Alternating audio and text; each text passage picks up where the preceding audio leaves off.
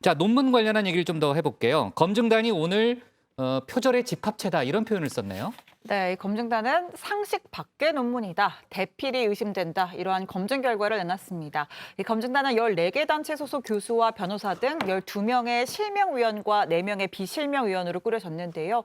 저희들은 교육부의 연구윤리 확보를 위한 지침에 기반해서 자체적으로 논문을 검증한 결과 김 여사의 논문에서 광범위한 표절이 이루어졌다고 발표했습니다. 네, 그러니까 블로그에 올라온 내용들도 그대로 베낀 부분이 있다는 게 이제 검증단의 주장인데 출처 표기를 하지 않았다는 거죠, 박만법. 네, 그 검증단이 이제 놀라운 게 학회에서 이제 전혀 인정할 수 없는 이 점집 홈페이지나 이 사주팔자 블로그, 이 해피캠퍼스와 같은 지식거래 온라인 사이트 자료를 이 출처를 밝히지 않은 채 복사해서 붙였다라고 지적을 했는데요. 기사나 블로그, 다른 논문 등의 내용을 출처 없이 그대로 가져다 쓴 부분도 덜어 있다고 비판했습니다. 또 논문 지도를 맡은 교수에게도 책임이 있다고 목소리를 높였는데요. 들어보시죠.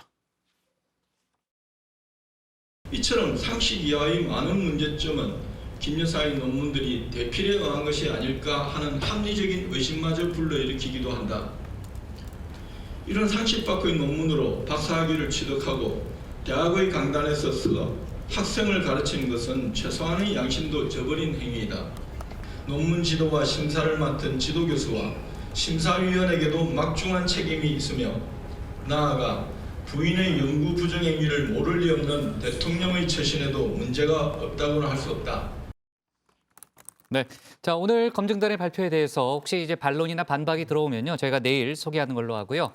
김 여사의 논문에 표절이 없었다고 발표한 국민대 결정도 이제 오늘 비판을 했습니다.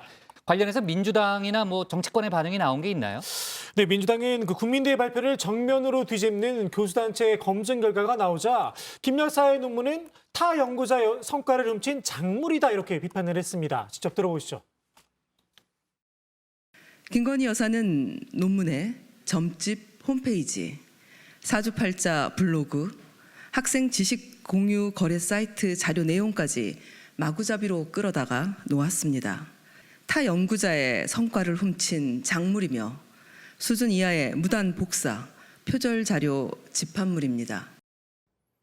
최근에 국민대가 표절이 아니라고 결론 내린 김건희 여사의 박사학위 논문, 이번에는 14개 대학 교수 단체들이 모여서 다시 검증을 했는데 표절이 맞다고 주장했습니다. 논문 전체 문장을 하나하나 뜯어봤는데 4분의 1이 베낀 거라고 했습니다.